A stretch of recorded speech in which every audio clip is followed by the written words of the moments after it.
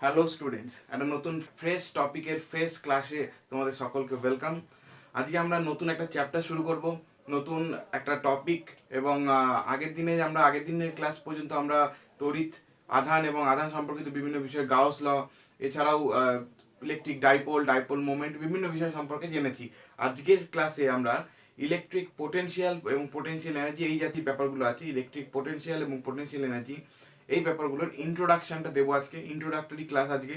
আর আজকের ক্লাস থেকে নতুন একটা জিনিস ইন্ট্রোডিউস হতে চলেছে।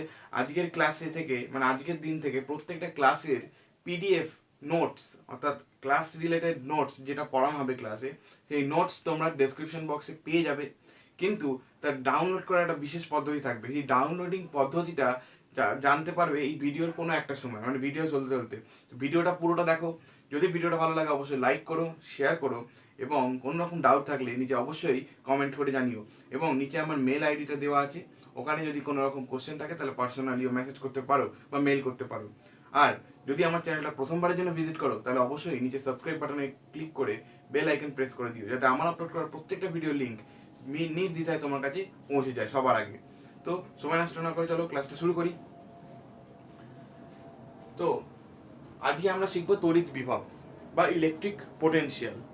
এই তড়িৎ বিভব জিনিসটা কি? এই তড়িৎ বিভব জিনিসটা হচ্ছে, আমরা দেখো আগের চ্যাপ্টারে আমরা কি শিখেছি? আগের চ্যাপ্টারে আমরা তড়িৎ আধান সম্পর্কে পরিচিত হয়েছি, আগের চ্যাপ্টারে আমরা তড়িৎ বলরেখার সঙ্গে পরিচিত হয়েছি, আগের চ্যাপ্টারে আমরা তড়িৎ দ্বিমেরুর সঙ্গে পরিচিত হয়েছি, এবং সবচেয়ে ইম্পর্টেন্ট যেটা ছিল কি, গাউস ল সম্পর্কে, বা গাউস লর সাথে, বা গাউস থিওরেম বলে অনেকে, এই থিওরেমের সঙ্গে পরিচিত হয়েছি, এবং তার বিভিন্ন রকম প্রবলেম সলভ করেছি, এবং আমরা তার প্রমাণগুলো করেছি বিভিন্ন রকম। তো আজকে সেটা হচ্ছে তড়িৎ বিভব। এই তড়িৎ বিভব জিনিসটা কি? তড়িৎ বিভব আসলে কিছুই না। তড়িৎ বিভব হচ্ছে একটা কোনো বস্তুর একটা আহিত অবস্থা, মানে তড়িতাহিত বস্তুর একটা এমন অবস্থা যেটা মানে নির্ণয় করে দেবে, মানে যেটা বুঝিয়ে দেবে তোমাকে যে সেই বস্তুটা, মানে সেই তড়িতাহিত বস্তুটাকে যদি অন্য কোনো বস্তুর সঙ্গে অ্যাটাচ করা হয়, মানে কি সংযুক্ত করা হয়, তাহলে আধান যাবে না আধান আসবে। মানে কি, তড়িৎ বিভব হচ্ছে, ধরো আমার কাছে একটা বস্তু আছে, এটা ধরো প্লাস কিউ আধান দেওয়া আছে, আর আমার কাছে আর একটা বস্তু আছে, এটা তো একটা নির্দিষ্ট পরিমাণ আধান, ধরো এক্স কুলম্ব আধান দেওয়া আছে, এটা কিউ কুলম্ব আধান দেওয়া আছে। আচ্ছা, এটা এক্স আমি এইভাবে লিখি। এবার তড়িৎ বিভব এই বস্তুর, ধরো আমি এই বস্তুটা তড়িৎ বিভব জানতে চাইছি। এই বস্তুর তড়িৎ বিভব হচ্ছে এমন একটি অবস্থা যেটা নির্ণয় করে দেবে যে এই বস্তুটার সঙ্গে এই বস্তুটাকে যদি আমি যুক্ত করি, এই দুটো বস্তুকে যদি আমি সংযুক্ত করি, তাহলে এই বস্তুটা থেকে চার্জ এই বস্তুতে যাবে, মানে আধান এই বস্তুতে যাবে, নাকি এই বস্তু থেকে আধান এই বস্তুতে আসবে। মানে আমার বস্তুটা, আমার কাছে যে বস্তুটা আছে সেটা চার্জ বা আধান সেটা দেবে না নেবে। এই জিনিসটাকে আমাদের কে পরিষ্কার করে দেয়, বা এই জিনিসটা বুঝতে সাহায্য করে কে? তড়িৎ বিভব। তড়িৎ বিভব আচ্ছা, তড়িৎ বিভব জিনিসটাকে আমরা একটা রাশির সঙ্গে সিমিলারিটি খুঁজে পাই, একটা না, অ্যাকচুয়ালি দুটো রাশির সঙ্গে সিমিলারিটি খুঁজে পাই। কি? প্রথমে হচ্ছে উষ্ণতা। আমরা ক্লাস 11-এ পড়েছিলাম উষ্ণতা। উষ্ণতা কেন? উষ্ণতার সঙ্গে কি সিমিলারিটি? দেখো, উষ্ণতা কোনো বস্তুর এমন একটি তাপীয় অবস্থা, তাই না? আমরা পড়েছিলাম তো, উষ্ণতা কোনো বস্তুর এমন একটি তাপীয় অবস্থা যা বুঝিয়ে দেয় যে সেই বস্তুটা অন্য বস্তুকে তাপ নেবে, না অন্য বস্তুকে তাপ দেবে। তার মানে কি, এখানে বিভব, তাই বিভব কোনো বস্তুর বা কোনো তড়িতাহিত বস্তুর এমন একটি অবস্থা যা আমাদেরকে বুঝিয়ে দেয় কি, যে সেই বস্তুটা অন্য কোনো বস্তুকে আধান দেবে না অন্য কোনো বস্তু থেকে আধান নেবে। তা এরকম উষ্ণতার সঙ্গে তাহলে এর একটা সিমিলারিটি আমরা খুঁজে পাচ্ছি। তাহলে আমরা বলতে পারি যে উষ্ণতার মতোই এটা একটা রাশি, মানে উষ্ণতা আমাদের যেরকম ভাবে বোঝায় দেখলাম, তড়িৎ বিভব তাই। এটা আমরা তড়িৎ বিভবকে আমরা সেই একই রকম ভাবে মানে খুঁজে পাচ্ছি। আচ্ছা, আরেকটা রাশি আছে। আরেকটা রাশি কি? আরেকটা রাশি হচ্ছে উদস্থৈতিক চাপ, hydraulic pressure. Hydraulic pressure hydraulic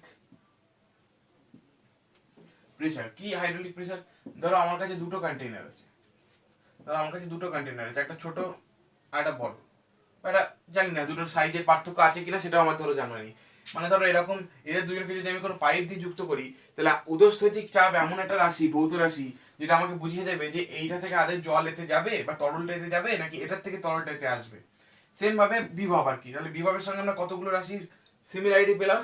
উষ্ণতা কিভাবে পেলাম? কারণ উষ্ণতা এমন একটা ভৌত রাশি যেটা আমাদেরকে বুঝিয়ে দেয় যে কোনো বস্তু অন্য বস্তু কি তাপ নেবে না অন্য বস্তুকে তাপ দেবে।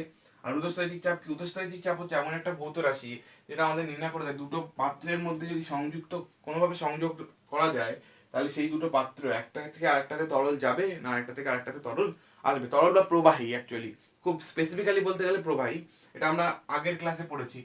তাহলে তড়িৎ বিভব সেই একই রকম ভাবে কি বলছে, তড়িৎ বিভবের ক্ষেত্রে এখানে শুধু আধান চলে আসছে। কি এখানে আধান মানে কি বলছে, তড়িৎ বিভব কোনো তড়িতাহিত বস্তুর, মাইন্ড ইট, তড়িৎ বিভব কোনো তড়িতাহিত বস্তুর এমন একটি ভৌত অবস্থা যা পরিষ্কার করে বুঝিয়ে দেয় যে বস্তু দুটোর মধ্যে, মানে সেই বা বস্তু দুটোর মধ্যে না, সে একটা বস্তুকে, মানে যে বস্তুর কথা আমি বলছি সেই বস্তুটাকে অন্য বস্তুর সঙ্গে যুক্ত করলে এই বস্তু থেকে, মানে আমার ধরো এইটা পরীক্ষণীয় বস্তু, মানে আমার এই বস্তুটা আছে, আমি এই বস্তুটার সঙ্গে যুক্ত করেছি, তাহলে আমাকে বুঝিয়ে দেবে যে এই বস্তুটার তড়িৎ বিভব, আমি বুঝিয়ে দেবে যে এই বস্তুটা একে আধান দেবে নাকি এর থেকে আধান নিয়ে নেবে, তাহলে বোঝা গেল তড়িৎ বিভব। এবার তড়িৎ বিভবের সংজ্ঞা আমরা দেখে নেবো, আচ্ছা, তো তড়িৎ বিভবের সংজ্ঞা কি? দেখো, তড়িৎ বিভবের সংজ্ঞা বার করতে গেলে আমাদেরকে একটা ইলেকট্রিক ফিল্ডকে কনসিডার করতে হবে, মানে ইলেকট্রিক ফিল্ডকে আমাদের ভেবে নিতে হবে। যে আমরা একটা ধরে নেবো, দেখো তড়িৎ বিভব মানে কি, তড়িৎ ক্ষেত্র না থাকলে বিভব হওয়া সম্ভব নয়, তড়িৎ ক্ষেত্র না থাকলে তড়িৎ বিভব থাকা সম্ভব নয়। তড়িৎ ক্ষেত্র যদি না থাকে তাহলে সেক্ষেত্রে তড়িৎ বিভব শূন্য হবে। আচ্ছা, তড়িৎ বিভব না থাকে, এই তড়িৎ বিভব করতে গেলে আমাদের তাহলে একটা তড়িৎ ক্ষেত্র দরকার। তাহলে আমরা যখন এই বিভব জানবো, তাহলে আমরা এটাকে এরকম ভাবে লিখবো যে তড়িৎ ক্ষেত্রের কোনো বিন্দুতে বিভব, ধরো আমাদের কাছে একটা কিউ আধানের জন্য ধরো একটা তড়িৎ ক্ষেত্র তৈরি হয়েছে, এটা আমাদের তড়িৎ ক্ষেত্র। ধরো এই তড়িৎ ক্ষেত্রের মধ্যে এই বিন্দুতে ধরো বিন্দুটার নাম দিলাম পি, এই বিন্দুতে আমরা তড়িৎ বিভবের মান জানতে চাইছি। কি জানতে চাইছি? তড়িৎ বিভবের মান জানতে চাইছি। আচ্ছা, একটা জিনিস বলো, যে এটা তো তড়িৎ ক্ষেত্র, এইটা আমাদের তড়িৎ ক্ষেত্রের বাউন্ডারি, মানে কি এই কিউ আধানের জন্য আকর্ষণ বা বিকর্ষণ সেটা এই বাউন্ডারির মধ্যে কাজ করবে আমাদের ছবিটা অনুযায়ী। তাহলে এই বিন্দুটাতে, এই যে বিন্দুটা আমি দিলাম এখন, এই বিন্দুটাতে কিউ আধানের জন্য ক্ষেত্র প্রাবল্যের মান কত হবে, মানে ই এর মান কত হবে? ই ইকুয়ালস টু কত হবে?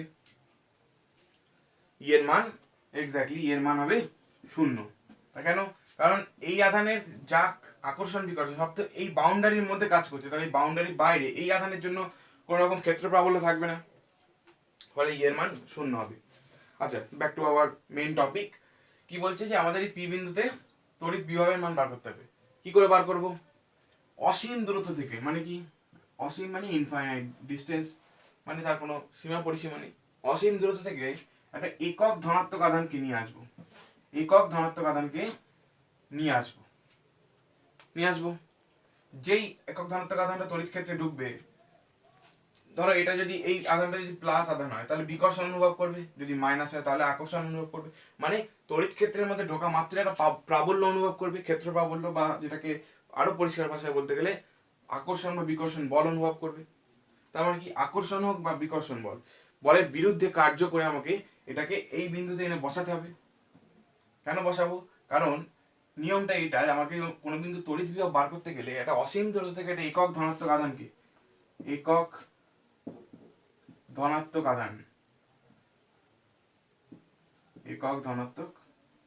আধানকে নিয়ে এসে তড়িৎ ক্ষেত্রে যে বিন্দুতে আমাকে বিভব বার করতে হবে সেই বিন্দুতে আমাকে রাখতে হবে। তাহলে এই বিন্দুতে আমাকে রাখতে যতটা কৃতকার্য আমাকে করতে হচ্ছে, মানে কি অসীম দূরত্ব থেকে একটা একক ধনাত্মক আধানকে তড়িৎ ক্ষেত্রের মধ্যে যে বিন্দুতে আমাকে বিভব বার করতে বলছে সেই বিন্দুতে এনে রাখতে আমাকে যতটা কৃতকার্য করতে হচ্ছে, মানে কি যে কাজটা আমি করছি, যে কার্যটা আমাকে করতে হচ্ছে সেই কার্যটাকে, সেই কৃতকার্যের পরিমাণকেই আমরা এই বিন্দুর, অর্থাৎ এই পি বিন্দুর বিভব বলবো। তাহলে কি বললাম আরেকবার বলি, যে অসীম দূরত্ব থেকে একক ধনাত্মক আধানকে তড়িৎ ক্ষেত্রে কোনো বিন্দুতে আনতে যে পরিমাণ কৃতকার্য করতে হয় তাকে ওই বিন্দুর, যে বিন্দুতে এনে আমি একক ধনাত্মক আধানটাকে রাখছি তাকে ওই বিন্দুর তড়িৎ বিভব বলা হয়, তাকে ওই বিন্দুর তড়িৎ বিভব বলা হয়। তাহলে তড়িৎ বিভব আমরা সংজ্ঞাটা পেলাম। আর একবার তাও তোমাদের জন্য রিপিট করছি, সেটা কি? অসীম দূরত্ব থেকে একক ধনাত্মক আধানকে, কি করছি? অসীম দূরত্ব থেকে একক ধনাত্মক আধানকে তড়িৎ ক্ষেত্রের মধ্যে কোনো বিন্দুতে আনতে যে পরিমাণ কার্য করতে হয়, সেই পরিমাণ কার্যকে ওই তড়িৎ ক্ষেত্রের মধ্যস্থ ওই বিন্দুর, মানে এখানে আমাদের পি বিন্দু, ওই বিন্দুর তড়িৎ বিভব বলা হয়। আর মাইন্ড ইট, এই আধানটাকে নিয়ে আসছে কে? আধানটা নিজে নিজে আসছে না, আধানটা নিজে থেকে আসছে না, আধানটাকে নিয়ে আসছে আমাদের একজন এজেন্ট, কেউ একজন বহিস্থ এজেন্ট। ধরো আমি নিয়ে আসছি, হতেই পারে আমি ধরো নিয়ে আসি, ঠেলে নিয়ে আসছি। তাহলে সেক্ষেত্রে আমি যে কৃতকার্যটা করব সেইটা হবে এই বিন্দুর কি? সেটা হবে এই বিন্দুর তড়িৎ বিভব বা ইলেকট্রিক পোটেনশিয়াল। আচ্ছা, এবার তাহলে আমরা কি পেলাম? তাহলে আমরা পেলাম যে বিভব ইকুয়ালস টু কি পেলাম? তাহলে বিভব ইকুয়ালস টু কি পেলাম? বিভব ইকুয়ালস টু পেলাম সম্পাদিত কার্য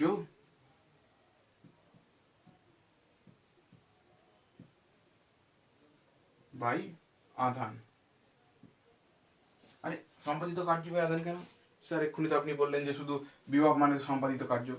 হ্যাঁ, বিভব মানে সম্পাদিত কার্য অবশ্যই, কিন্তু আমি বারবার কি বলছি? একক ধনাত্মক আধানকে আনতে হবে। কিন্তু আমি দেখো আধানটা লিখেছি plus Q zero.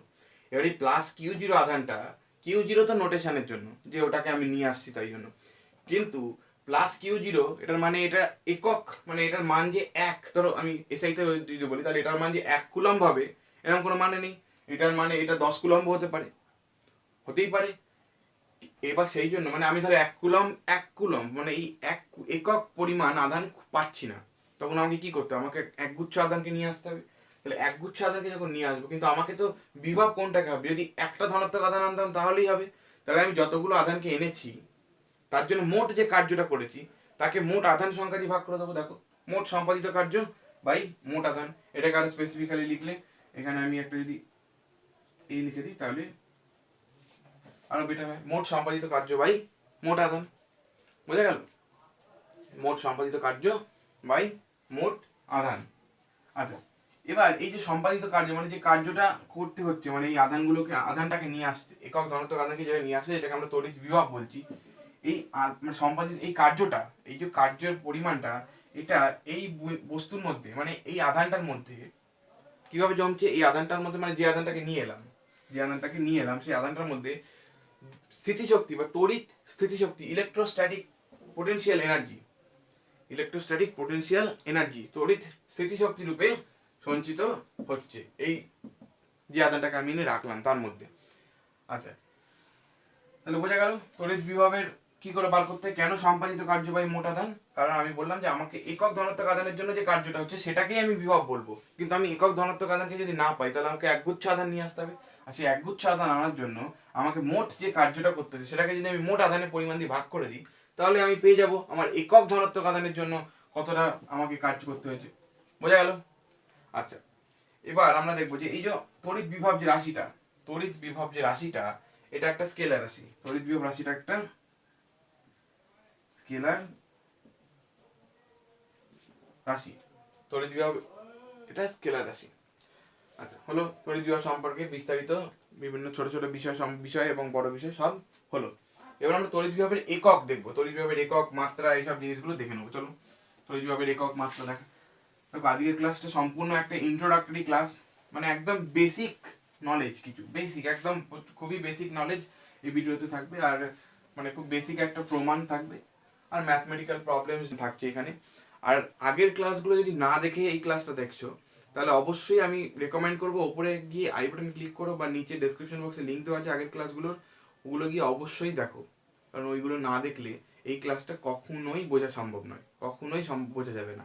So it's my request to all of you, মানে আগে ওই ক্লাসগুলো ভালো করে দেখো, ওই ক্লাসগুলো আগে ভালো করে স্টাডি করো, তো তারপর এই ক্লাসগুলো দেখো।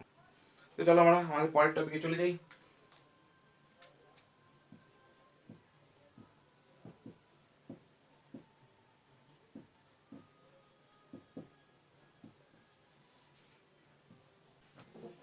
একক।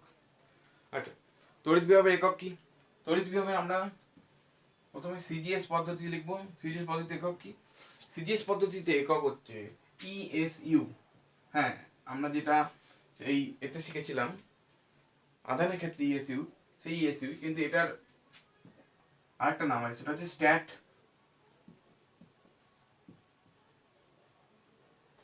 ভোল্ট। স্ট্যাট ভোল্ট ওটা ছিল আধানের জন্য, ছিল স্ট্যাট কুলম্ব, এটা স্ট্যাট ভোল্ট। মানে এনি ওয়ান নাম, মানে এটা ভেবো না যে এটা ইএসইউ বা স্ট্যাট কুলম্ব, না, এটা ইএসইউ অথবা স্ট্যাট ভোল্ট। আর এসআই পদ্ধতিতে কি? এসআই পদ্ধতিতে এককটা হচ্ছে কি? এসআই পদ্ধতিতে একক হচ্ছে ভোল্ট, ভিওএলটি বাংলায়। আচ্ছা, এছাড়াও এর আরেকটা একক আছে, সেটা হচ্ছে ইএমইউ। ইএমইউ এটাকে তড়িৎ চুম্বকীয় একক বলে, ইলেকট্রোম্যাগনেটিক ইউনিট, তড়িৎ চুম্বকীয় একক বলা হয়। তবে এর মধ্যে এইটা খুব ইম্পর্টেন্ট, পরীক্ষা কোশ্চেন আসে যে 1 ভোল্ট বিভব বলতে কি বোঝো? 1 ভোল্ট বিভব, 1 ভোল্ট বিভব বলতে কি বোঝো? 1 ভোল্ট বিভব বলতে কি বুঝি আমরা? 1 ভোল্ট বিভব হচ্ছে, ধরো 1 কুলম্ব আধানকে, 1 কুলম্ব আধানকে অসীম দূরত্ব থেকে তড়িৎ ক্ষেত্রের মধ্যে কোনো বিন্দুতে আনতে, কি বললাম? 1 কুলম্ব ধনাত্মক আধানকে অসীম দূরত্ব থেকে তড়িৎ ক্ষেত্রের মধ্যে কোনো বিন্দুতে আনতে যদি আমাকে 1 জুল কার্য করতে হয়, জুল, 1 জুল কার্য করতে হয়, তাহলে ওই বিন্দুর বিভবকে, মানে কোন বিন্দু? যে বিন্দুতে আমি এনেছি তড়িৎ ক্ষেত্রের মধ্যে, যে বিন্দুতে এনেছি, যেমন আগেরটাতে আমি পি দেখালাম, ওরকম পি বিন্দু যদি হয়, তাহলে যে বিন্দুতে আমি এনেছি আধানটাকে, সেই বিন্দু তড়িৎ বিভবকে কত বলা হবে? 1 ভোল্ট। 1 ভোল্ট। তোমার চিন্তা করার কিছু নেই, তোমরা সমস্তটাই ডিটেলস পিডিএফ এ পেয়ে যাবে। আর পিডিএফটার যে বিষয়টা বলছিলাম, টুইস্ট যেটা, সেটা হচ্ছে পিডিএফটা লকড আছে, পিডিএফটা পাসওয়ার্ড লকড। তার পাসওয়ার্ডটা এখন তোমরা স্ক্রিনের ওপর দেখতে পাচ্ছ। এই পাসওয়ার্ড দিয়ে পিডিএফটা খুলতে হবে, এবং মাইন্ডেড পিডিএফ এর পাসওয়ার্ড প্রত্যেকটা পিডিএফ এর জন্য চেঞ্জ হবে। এবং যদি যখন আমার ভিডিওসটা বেশি শেয়ার হবে এবং বেশি ভিউ হবে, তখন আমি পিডিএফটা উইদাউট লক, মানে আনলক করেই তোমাদেরকে সাবমিট করব। চলো, যাই হোক, আমাদের এবার পরের টপিকে আমরা যাবো, সেটা হচ্ছে তড়িৎ বিভবের মাত্রা। তড়িৎ বিভবের মাত্রা, তড়িৎ বিভবের মাত্রা। আচ্ছা, একটু আগে তড়িৎ বিভব বার করার সময় আমরা দেখেছিলাম কি? তড়িৎ বিভব ইকুয়ালস টু কি? বিভব ইকুয়ালস টু আমরা দেখেছিলাম কি? কার্য বাই আধান। কার্য বাই আধান, এটা আমরা দেখেছিলাম। আচ্ছা, এটাকে যদি আমরা এইভাবে লিখি মাত্রা বার করার সময়, যেরকম থার্ড ব্র্যাকেট দিয়ে, বিভবকে আমরা ভি দিয়ে প্রকাশ করি, কার্যকে আমরা ডাব্লিউ দিয়ে প্রকাশ করি, আর আধানকে কি দিয়ে প্রকাশ করি? কিউ দিয়ে প্রকাশ করি। আধানকে আমরা কিউ দিয়ে প্রকাশ করি। আচ্ছা, আমাদের কার্যের মাত্রা কি? কার্যের মাত্রা হচ্ছে M L square T to the power -2, M L square T to the power -2। আর কিউ এর মাত্রা আমি প্রথম দিনের ক্লাসে বলেছিলাম, কিউ এর মাত্রা বা আধানের মাত্রা হচ্ছে আই টি। তাহলে এখান থেকে কি পাওয়া যাচ্ছে? এখান থেকে পাওয়া যাচ্ছে M L square T to the power -3 I to the power -1, তাহলে এটা গেল আমাদের কি? তড়িৎ বিভবের মাত্রা। তাহলে বোঝা গেল, আশা করি এতক্ষণ পর্যন্ত তোমরা ক্লাসটা বুঝেছো, কোনো রকম সমস্যা হওয়ার কথা না। বেসিক জিনিস বলছি, খুব সহজভাবে বলার চেষ্টা করছি তোমাদের সাথে। এবার একটা বিশেষ, আমরা একটা দ্রষ্টব্য জিনিস দেখে নেবো, মানে একটা স্পেশাল ব্যাপার। ধরো আমরা একটা তড়িৎ ক্ষেত্রের কথা বলেছিলাম প্রথমে। তড়িৎ ক্ষেত্রটা বলেছিলাম একটা কিউ আধানের জন্য সৃষ্টি হয়েছে, একটা অসীম দূরত্ব থেকে একটা আধানকে নিয়ে আসা হচ্ছে, এনে এখানে রাখা হচ্ছে, তারপর সেখানে বিভব বলেছিলাম। এবার এখানে তো আমরা সবসময় একটা একক ধনাত্মক আধানকে আনবো, একক ধনাত্মক আধানকে আনবো, মানে এটাতে কোনো পরিবর্তন নেই। মানে এরকম না যে একক ঋণাত্মক আধানকে কখনো আনবো না, কোনো সময়তেই পরিবর্তন হবে না। বিভব বার করা মানে একক ধনাত্মক আধানকেই আনতে হবে। তার মানে কি, এইটার যে প্রকৃতি যেটাকে আমরা বলি, সেটা ফিক্সড, মানে এটা ধনাত্মক হতেই হবে, একদম ম্যান্ডেটরি।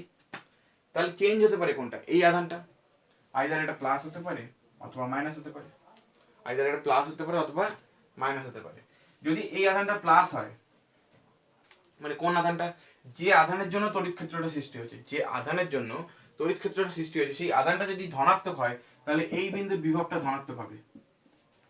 ওই বিন্দুর বিভবটা কে আমরা ধনাত্মক বিভব ধরবো, ঠিক আছে? ওই বিন্দুর বিভবটাকে আমরা ধনাত্মক বিভব ধরবো। আর যদি আধানটা নেগেটিভ হয় তাহলে নেগেটিভ বিভব হবে।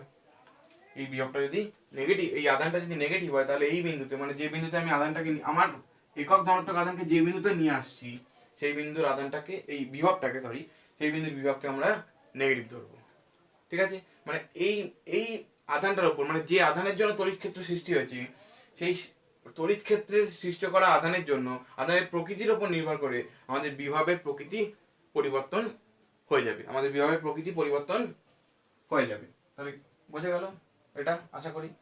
এটা আমাদের মানে বিভবের কি করে প্রকৃতি নির্ধারণ হবে তার একটা ছোট্ট কথা বা ছোট্ট বিষয় ছিল একটা। চলো go to the next topic, and next topic is বিভব প্রভেদ। বিভব প্রভেদ অথবা অনেকে পার্থক্য বলে, মানে বিভব পার্থক্য। বিভব প্রভেদ অথবা বিভব পার্থক্য। বিভব প্রভেদ বা বিভব পার্থক্য কি? ধরো একটা তড়িৎ ক্ষেত্র আছে, ধরো অনেক বড় একটা তড়িৎ ক্ষেত্র, ঠিক আছে? এটা নিশ্চয়ই কোনো একটা আধানের জন্য তৈরি হয়েছে, আমাদের এখন সেই আধানটার দরকার নেই, মানে তৈরি তো হবে, তড়িৎ ক্ষেত্র আছে মানে একটা আধানের জন্য তৈরি হয়েছে, ব্যাস, এটা আমাদের আমরা জানি, আমরা লিখবো না।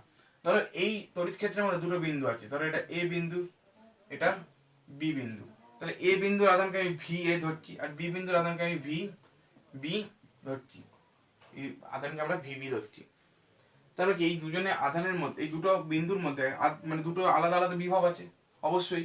ধরো এখান থেকে ধরো ইনফিনিটি এদিক থেকে নিয়ে আসা হচ্ছে আমাদের একক ধনাত্মক আধানকে, তাহলে এই বিন্দুটা একটা জায়গায় পড়বে আর এই বিন্দুর দূরত্ব আরেকটা জায়গায়, আরেকটু দূরে, তাহলে দুটোর বিভব আলাদা হবে, অবশ্যই স্বাভাবিক ব্যাপার। আচ্ছা, তাহলে বিভব প্রভেদ হচ্ছে, ধরো দুটো বিন্দুর বিভবের পার্থক্যকে আমরা বিভব প্রভেদ বলি, as simple as that, as simple as that. এবার এটাকে আমরা সংজ্ঞা আকারে কিভাবে বলবো, এইটাকে আমরা সংজ্ঞা আকারে কিভাবে বলবো? এটাকে বলতে গেলে আমাদেরকে এই জিনিসটা ভুলে যেতে হবে, মানে এই জিনিসটার কথা এখন দরকার নেই, মানে অসীম দূরত্ব থেকে নিয়ে আসছি বা দিয়ে আসছিও, এসব দরকার নেই। কি করব আমরা? দুটো বিন্দুর তড়িৎ বিভব পার্থক্য বলতে কি বুঝি? একক ধনাত্মক আধানকে, কি বললাম, একক ধনাত্মক আধান, ধরো একটা প্লাস কিউ জিরো আধান, একক ধনাত্মক আধানকে তড়িৎ ক্ষেত্রের মধ্যে, এটা তড়িৎ ক্ষেত্র আমি আগেই বলেছি, এই তড়িৎ ক্ষেত্রের মধ্যে একটি বিন্দু থেকে আরেকটি বিন্দুতে নিয়ে যেতে, একটি বিন্দু থেকে আরেকটি বিন্দুতে নিয়ে যেতে যে পরিমাণ কৃতকার্য করতে হয়, মানে হয় আমি এ থেকে বিতে নিয়ে যাবো বা বি থেকে এতে নিয়ে আসবো, এইটা করতে আমাদেরকে যা কাজ করতে হবে, মোট কথা কৃতকার্যের রাশিমালা যেটা হবে সেটাকে আমি বলবো এই দুটো বিন্দুর কি বিভব পার্থক্য, সেটাকে বলবো এই দুটো বিন্দুর বিভব পার্থক্য। তাহলে কি বললাম একবার বলি, কোনো তড়িৎ ক্ষেত্রের মধ্যে একক ধনাত্মক আধানকে, একক ধনাত্মক আধানকে একটি বিন্দু থেকে আরেকটি বিন্দুতে নিয়ে যেতে, একটি বিন্দু থেকে আরেকটি বিন্দুতে নিয়ে যেতে যে পরিমাণ কার্য করতে হয়, যে পরিমাণ কার্য করতে হয় তাকে আমরা কি বলবো, ওই দুটো বিন্দুর বিভব প্রভেদ বা বিভব পার্থক্য, বিভব প্রভেদ বা বিভব পার্থক্য। এবার এই দুটো বিন্দুর মধ্যে আমি কি বললাম যে একটা থেকে আরেকটা নিয়ে যেতে হবে। কিভাবে নিয়ে যাবো? আমি কি সেই সোজা পথটাতে নিয়ে যাব, নাকি এখান দিয়ে এইভাবে নিয়ে যাব, নাকি এদিক দিয়ে এদিকে নিয়ে যাব, না এরকম ভাবে নিয়ে যাব? তবে একাধিক পথ হওয়া সম্ভব, মানে এরকম ঘুরে, এটা বাইরে বেরিয়ে যাচ্ছে যদিও, মানে ধর এরকম ঘুরে এখান দিয়ে গিয়ে এত দূর এইভাবে নিয়ে যেতে পারি, বিভিন্ন রকম ভাবে এই বিন্দু থেকে এই বিন্দুতে নিয়ে যেতে পারি, পারি তো? হ্যাঁ, কি পারি কিনা, মানে আমি এই যে পথগুলো বললাম এই প্রত্যেক কটা পথেই একটা থেকে একটা নিয়ে যাওয়া যায়, প্রত্যেক কটা পথ ধরেই তো যাওয়া যেতে পারে, কোনো অসুবিধা নেই।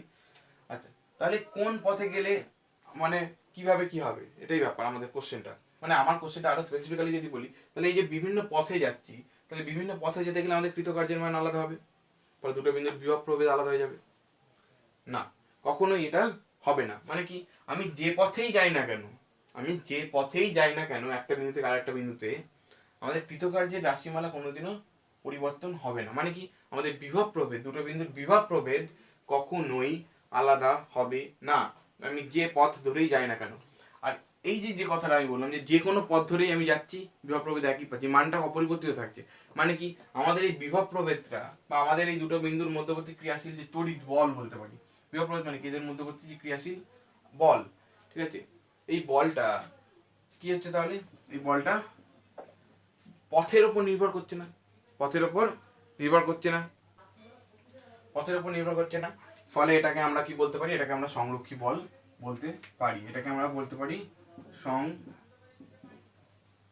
সংরক্ষী বল বলা যেতে পারে, সংরক্ষী বল বলা যেতে পারে। বোঝা গেল? তাহলে আমরা এবার আমাদের পরবর্তী টপিকে চলে যাব। পরবর্তী টপিক কি সেটা চলো দেখে নিই আমরা। Let me white out the board. পরবর্তী টপিক হচ্ছে, আমরা তো এতক্ষণ ধরে বিভব বিভব বিভব অনেকক্ষণ ধরে শুনছি, একটু বিভবের রাশিমালাটা বার করি চলো। তার মানে কি, আমরা এবার বার করব বিন্দু আধানের জন্য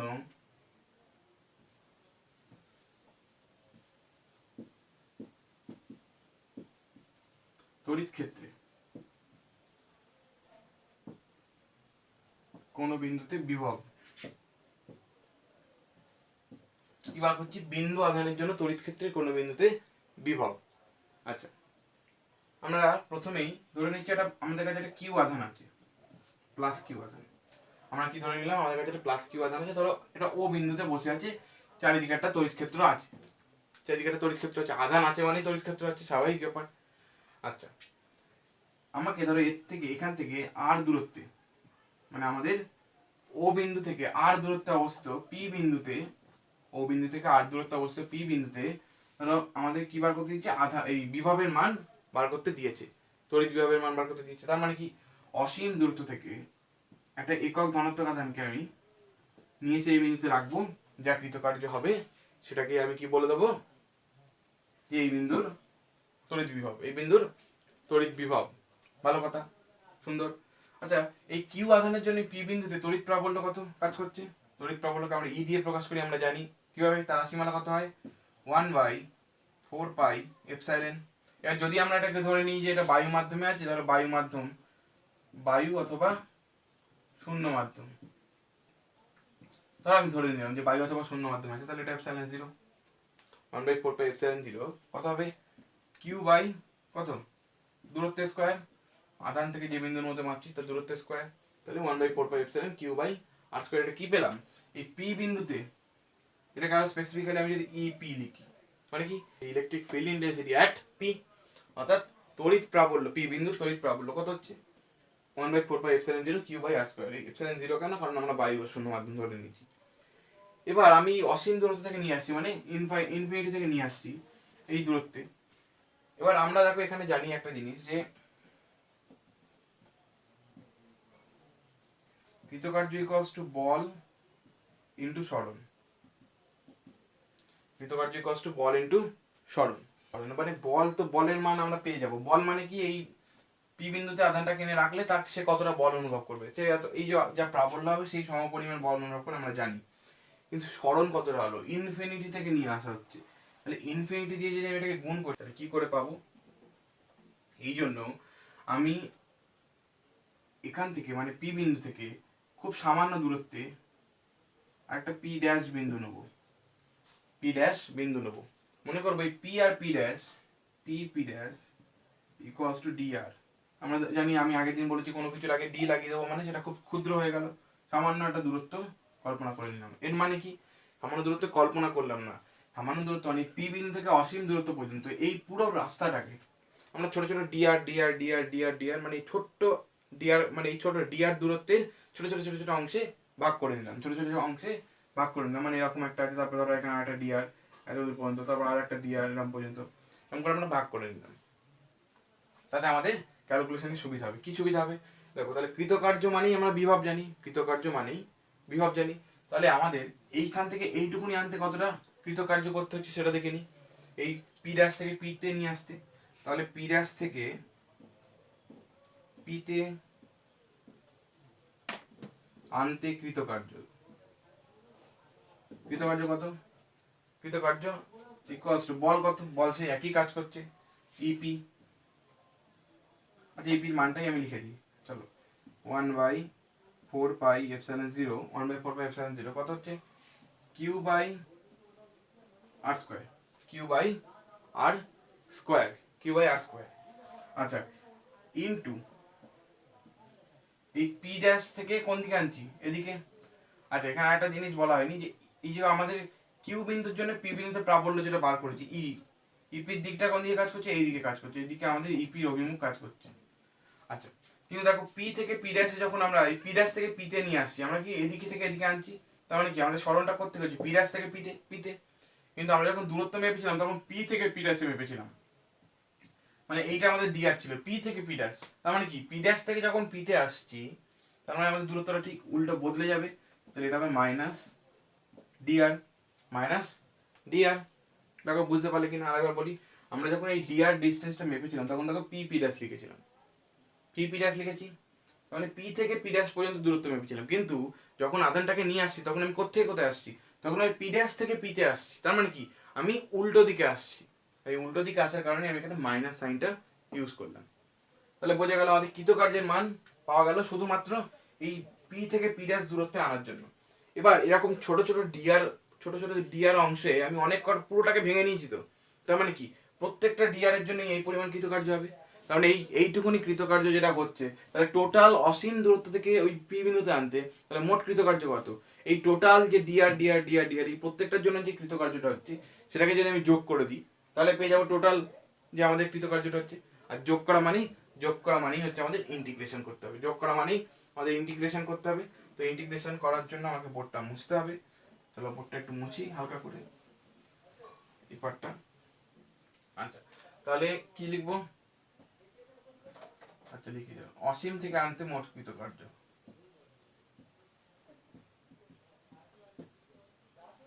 অসীম দূরত্ব থেকে আনতে কৃতকার্য, কত কৃতকার্য হচ্ছে, কৃতকার্য ইকুয়ালস টু, তাহলে এটাকে আমি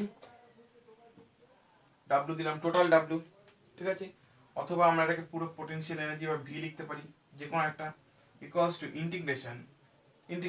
এবারে ইন্টিগ্রেশনটা আগের দিন আমরা ইন্টিগ্রেশন যেটা দেখেছিলাম এইটাও সেই সেম ইন্টিগ্রেশন, কিন্তু এখানে লিমিট থাকবে, মানে ইন্টিগ্রেশনের শুরু থাকবে একটা, শেষ থাকবে একটা, মানে কোত্থেকে শুরু করে কতদূর পর্যন্ত যোগ করব।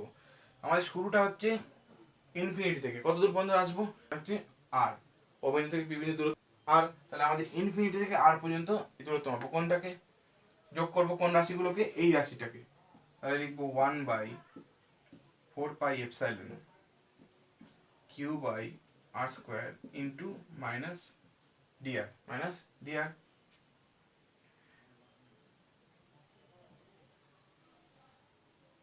চলো এই দিকটা একটু মুছি আমি নিচেরটা, আশা করি তোমরা কপি করে নিয়েছো। তো এবার থেকে এখানে যে কনস্ট্যান্ট পার্টগুলো আছে, ধ্রুবকগুলো আছে, সেগুলোকে আমি বাইরে নিয়ে চলে আসি। তাহলে ধ্রুবক কোনগুলো আছে, ধ্রুবক আছে আমাদের q/4πε0, সরি এটা ε0 হবে, কারণ আমি বলেছিলাম আমরা শূন্য মাধ্যম ধরেছি, তাহলে এটা ε0 হবে। যাই হোক, তাহলে এখানে আমাদের কি পড়ে থাকছে, ইন্টিগ্রেশন আর কত পড়ে থাকছে, minus D R by R square, এটা আমাদের ইন্টিগ্রেশন ভেতর পড়ে থাকছে আমি কনস্ট্যান্ট গুলোকে বাইরে আনার পর। তো আমরা এটা পেলাম dr/r²। এবার আমি তোমাদের ইন্টিগ্রেশন প্রসেসটা পুরোটা ডিটেলসে দেখিয়ে দেবো, ঠিক আছে। আমি তার জন্য এই পার্টটা মুছছি, আমাদের ছবি পার্ট যেটা ছিল, ছবিটা আশা করি কপি হয়ে গেছে তোমাদের, এই জন্য আমি পার্টটা মুছে দিলাম। ইন্টিগ্রেশনটা আসলে অনেকেরই হয়নি এখন এই প্রথম সময়, সেই জন্য আমি বলে দিচ্ছি, দেখে নাও। তাহলে আমাদের ভি ইকুয়ালস আমরা কি পেয়েছি, q/4πε0। এবার এটার মানে হচ্ছে ইন্টিগ্রেশন, ধরো আমি এটাকে লিখলাম ইনফিনিটি টু আর, এবার নিচে আর স্কোয়ার আছে, তো নিচে আর স্কোয়ার থাকা মানে এটা কত হয়, r⁻²। ধরো মাইনাসটাকে আমি এখানে বার করে দিলাম, ঠিক আছে, আগে যে মাইনাসটা ছিল মাইনাসটাকে আমি বাইরে বার করে দিচ্ছি, তাহলে এখানে কত হয় r⁻²dr। এবার ইন্টিগ্রেশন করার মানে হচ্ছে, ধরো আমাদের এরকম কিছু থাকলো, ধরো ইন্টিগ্রেশন x dx, তো ইন্টিগ্রেশন x dx থাকলো, তাহলে ইন্টিগ্রেশন x dx এর ক্ষেত্রে ইন্টিগ্রেশন x dx থেকে উত্তর কত আসবে, এটা আসবে x², মানে কি এর মাথায় পাওয়ার আছে কত 1, তার মানে এটা হবে 1 + 1, মানে এটা যদি 2 থাকতো তাহলে এটা 2 + 1 হতো, উপরে কত হতো 2 + 1, ধরো এটা এরকম আছে, উপরে ধরো x² আছে, x² dx করছি আমি, x² দিয়ে বলি, তাহলে এটা কত হবে, ইন্টিগ্রেশন করার পর যে ভ্যালুটা আসবে সেটা হচ্ছে x⁻2 + 1, মানে কি পাওয়ার 1 করে বেড়ে যাবে, আর সেই যেটা বেড়ে যাচ্ছে তো 2 + 1, এই 2 + 1টা নিচে হবে, প্লাস একটা কনস্ট্যান্ট থাকবে। তো তাহলে এরকম হয়, মানে কি পাওয়ার এক করে বেড়ে যাবে, ইন্টিগ্রেশন মানে যোগ হবে, ঠিক আছে, পাওয়ার একটা করে যোগ হবে। তার মানে আমাদের এখানে যদি আমরা সেই প্রসেসটাই অ্যাপ্লাই করি, আমাদের এখানে যদি সেটা আমরা অ্যাপ্লাই করি, তাহলে এটা কত হবে দেখো, minus Q by 4 pi epsilon 0।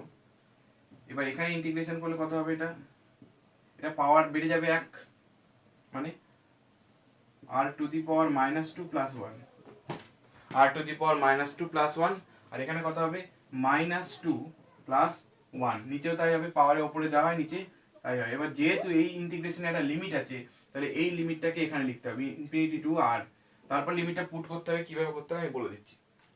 দেখো এবার তার মানে কত, এখান থেকে একটা মাইনাস আসছে, 2 প্লাস 1 মানে কি এটা -1 আসবে, তাহলে এই মাইনাস আর এই মাইনাস কেটে যাবে, আমি আর লিখলাম না ওটা, Q by 4 pi epsilon 0, Q by 4 pi epsilon 0।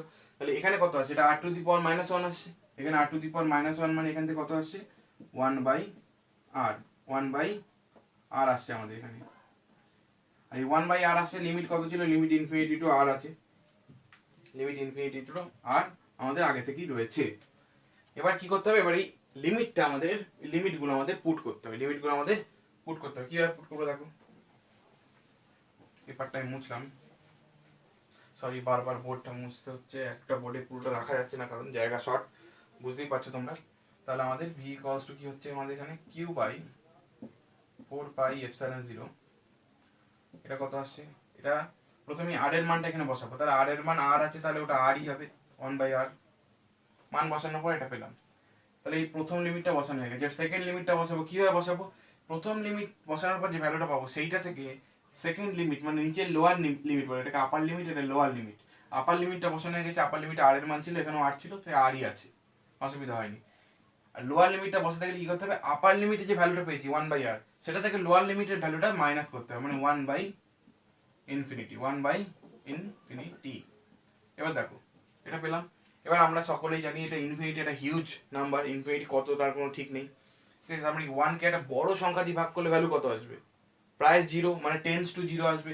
তার মানে এই যে পার্টটা এটা টেন্স টু 0 হয়ে যাচ্ছে, তাহলে সেক্ষেত্রে আমরা ভি এর মান কত পাবো, ভি এর মান পাবো, আমি সাজিয়ে গুছিয়ে একেবারে লিখছি 1/4 pi epsilon Q by R, 1/4 pi epsilon Q by R. এটা কি পেলাম, এটা আমরা পেলাম কোনো বিন্দু আধানের জন্য তড়িৎ ক্ষেত্রের কোনো বিন্দুতে তড়িৎ বিভবের রাশিমালা। এবার আমি তোমাদেরকে বলেছিলাম, খেয়াল আছে আশা করি তোমাদের, সেটা হচ্ছে যে এই যে কিউ আধান, মানে যে আধানটার জন্য তড়িৎ ক্ষেত্র তৈরি হয়েছিল, আমরা এখানে ধরেছিলাম না, এখানে কিউ আধান ছিল, এত দূরে বার করছি, যে আধানের জন্য তড়িৎ ক্ষেত্র সৃষ্টি হয়েছে, সেই আধানের প্রকৃতির ওপর নির্ভর করে, আধানের প্রকৃতির ওপর নির্ভর করে আমাদের এই ভি, অর্থাৎ পোটেনশিয়াল যেটা, ইলেকট্রিক পোটেনশিয়াল যেটা, সেটার প্রকৃতি নির্ধারণ হবে। হ্যাঁ, কিভাবে হবে দেখো, আমরা যখন ই এর মান বার করতাম না তড়িৎ ক্ষেত্রের প্রাবল্য, তখন আমরা শুধু আধানের মডিউলাস ভ্যালুটা নিতাম, আধানের মডিউলাস ভ্যালু নিতাম, মানে প্লাস মাইনাস দেখতাম না, শুধু কিউ বা যতটা আধান আছে সেটা লিখে দিতাম। কিন্তু যখন তড়িৎ বিভব বার করব, তখন আমরা আধানের মানটা, তো সাইনটা এখানে কনসিডার করব, আধানের সাইনটা কনসিডার করব। যেটা ধরো এখানে প্লাস থাকলে প্লাস হবে, মানে ধনাত্মক আধান থাকলে এখানে প্লাস হবে, অর্থাৎ তাহলে দেখো ভি এর মান প্লাস হচ্ছে, যদি এখানে মাইনাস থাকে তাহলে মাইনাস হবে, তাহলে এখানে ভি এর মান নেগেটিভ হচ্ছে। তো বোঝা গেল আশা করি, এটা পুরোটা তোমাদের কাছে ক্লিয়ার হয়েছে। না হলে একটু আরেকবার ব্যাকে গিয়ে একটু আস্তে আস্তে দেখো পুরো জিনিসটা, আশা করি বুঝে যাবে। আর নোটটা তো থাকলোই, তবে নোটে এই প্রমাণটা আমি দেইনি, তবে চেষ্টা করব আমি যদি সময় পাই দিয়ে দেবো, কারণ নোটে প্রমাণটা আমি দেবো নাই ভেবেছিলাম, যাই হোক সেটা তোমরা নোটে দেখতে পাবে আছে কি না। আর এর পরবর্তী যে টপিকটা বলে আজকে শেষ করবো, সেটা হচ্ছে আগের দিনে যে অঙ্কটা দিয়েছিলাম সেই অঙ্কটা, তো অঙ্কটা নিচে দেখো তোমাদের স্ক্রিনের ওপর দেখতে পাচ্ছ, এখন এই অঙ্কটাই আমি আগের দিন দিয়েছিলাম, তো এটা আমি সলভ করবো এখন। চলো সলভ করা যাক। তো আমাদের পরবর্তী অঙ্কটা ভালো করে দেখে নাও, যারা করনি তারা একটু ভিডিওটা দেখে নাও, আর যারা করেছো তারা একটু মিলিয়ে নাও। চলো, তো কি বলেছে অঙ্কটাতে বলা আছে যে একটি ঘনকের কেন্দ্রে, একটা ঘনক আছে, একটা ঘনক আমাদের রয়েছে, ধরো ঘনকটা একটু আমরা যদি আঁকার চেষ্টা করি, খুব একটা বাজে হলেও এরকম। তো এই ঘনকের কেন্দ্রে কত আধান আছে, 9 × 10⁹ কুলম্ব, 9 × 10⁹ কুলম্ব আধান কোথায় আছে, ধরো আমি কিউ দিলাম, কিউ ইকুয়ালস টু 9 × 10⁹ কুলম্ব আধান এই ঘনকের কেন্দ্রে রাখা আছে, ঘনকে কেন্দ্রে রাখা আছে কি মাধ্যম, বায়ু অথবা শূন্য মাধ্যমে। আচ্ছা কি জানতে চেয়েছি, ঘনকের প্রত্যেকটা তল দিয়ে বা প্রত্যেকটা তলে তড়িৎ ফ্লাক্সের মান জানতে চেয়েছে, প্রত্যেকটা তলে তড়িৎ ফ্লাক্সের মান জানতে চেয়েছে। আচ্ছা আমরা গাউসের সূত্র থেকে কি জানতে পেরেছিলাম আগের চ্যাপ্টারে, গাউসের সূত্র থেকে জানতে পেরেছিলাম যে কোনো বদ্ধ তল দ্বারা অতিক্রান্ত মোট তড়িৎ ফ্লাক্সের সংখ্যা ওই তল দ্বারা আবদ্ধ মোট আধানের সংখ্যা বাই তড়িৎ ভেদ্যতা অর্থাৎ মাধ্যমের তড়িৎ ভেদ্যতা। মানে কি, মোট তড়িৎ ফ্লাক্স ইকুয়ালস টু মোট আধান বাই মাধ্যমের তড়িৎ ভেদ্যতা। মানে আমরা জেনেছিলাম আমরা একে ফাই দিয়ে প্রকাশ করেছিলাম তড়িৎ ফ্লাক্সকে, ফাই ইকুয়ালস টু আমরা দেখেছিলাম কিউ বাই এপসাইলন, এখানে বাই মাধ্যম এপসাইলন 0 হবে। এবার আমাদের মোট আধানের মান আমরা জানি, মোট আধানের মান কত, মোট আধানের মান হচ্ছে 9 × 10⁻৯ কুলম, আর এপসাইলনের জিরোর মান কত 8.854, বায়ু মাধ্যমের জন্য 8.854 ইন্টু 10⁻⁻12, 10⁻⁻12। আচ্ছা ভালো কথা, তাহলে এখান থেকে আমরা এটা ক্যালকুলেট করলে ফাই এর মান পেয়ে যাব। So let me calculate the value of this.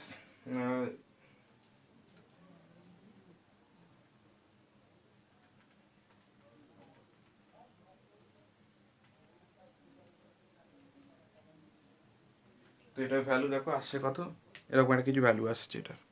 চলো আমরা ভ্যালুটা লিখি এখানে। ভ্যালুটা কত হচ্ছে, ভ্যালুটা হচ্ছে 1.016 ইন্টু 10⁻21, 10⁻21।